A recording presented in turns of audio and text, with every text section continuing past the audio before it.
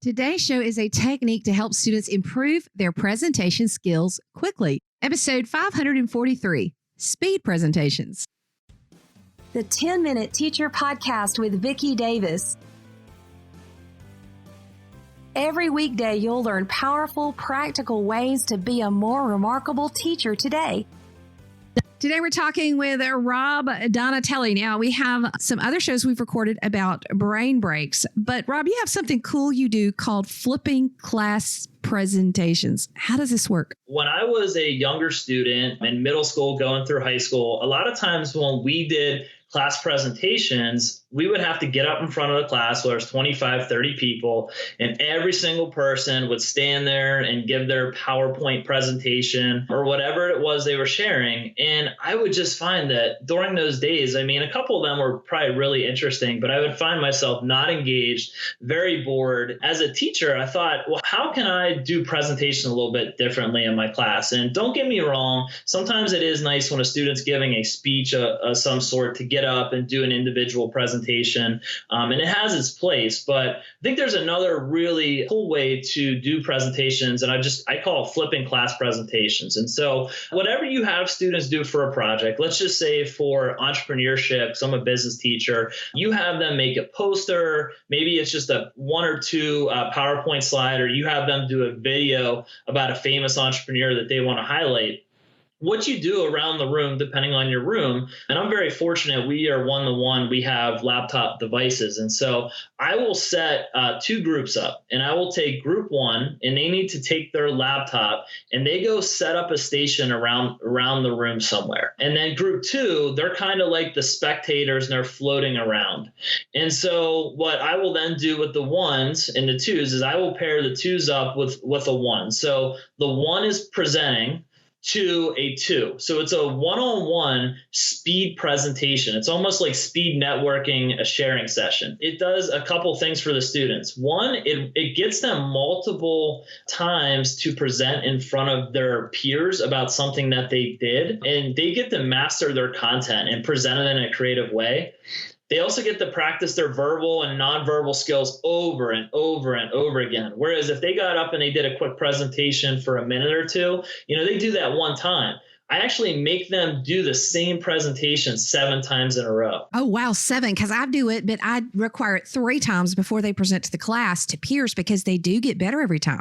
They do. It's amazing when you just have them go through it again and again. It depends on what it is, but I like to it's like 1 to 2 minutes. Boom. It's just speed presentations. And I'll actually let them go 1 or 2 times, and I don't say a whole lot. And then after the second one, I say, okay, did you shake hands with the person? Did you make eye contact? Were you actually facing that person as you were presenting your digital presentation to them? It's been a lot of fun to do it that way. I actually just pulled the students after we do this type of presentation versus, just a standard presentation. And I have had time and time again, pretty much 100% of the students say that they preferred speed presentations over just the individual entire class presentation. And I see the engagement level. And I have some pictures on my blog at the Donatelli Ed Zone. I did a blog post about it last year where you can kind of see what it looks like. But I just enjoy it a lot as a teacher. Yeah, it's a lot of fun, and they're really engaged. The students that are watching the other presentation, do they have a rubric? Are they given feedback? Do you have a certain method you coach them in providing feedback? Because, Right. Sometimes kids will err on either one or the other side. One side being, oh, it was all great, I wouldn't change a thing. Or being overly critical or making fun of the person. Just rarely in the middle. I'm glad you asked that. What I like to do is this: at the end of their minute or 2 minutes, I ask the twos who are watching the presentations, they have to say one positive and one constructive improvement to the student. And so that's kind of how I keep them engaged. And that's worked really well. And I've never had, in the couple years that I've been doing this, students bully anybody or really say anything nasty. So I think that's been, just a good strategy for me. How do you evaluate the students in their presenting? So what I do is they submit their digital piece to me. So let's just say they made a poster. I assess the poster itself based on rubric.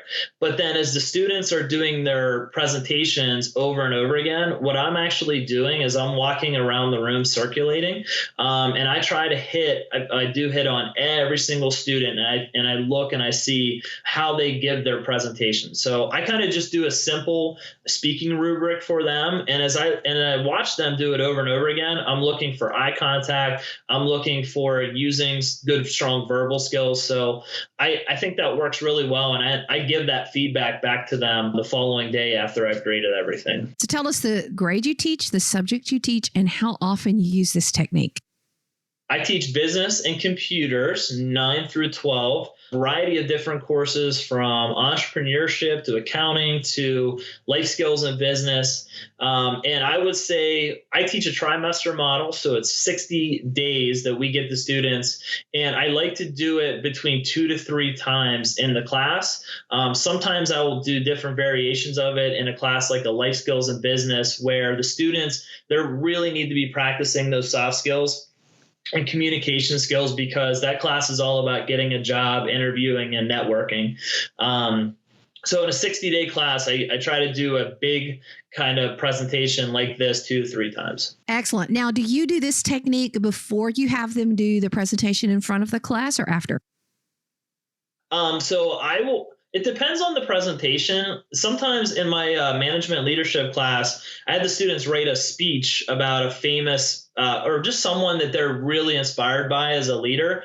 And they did have to stand up in front of the class and do that in a time 2 minutes. And that was a one-on-one presentation. But kind of going back to your question, they did have to practice in front of a couple peers before they went up and did that. So I really do, if they have to give a big presentation in front of the whole class, we work really hard, just like you said, you do in your class, to get that peer feedback and collaborate together and try to improve it.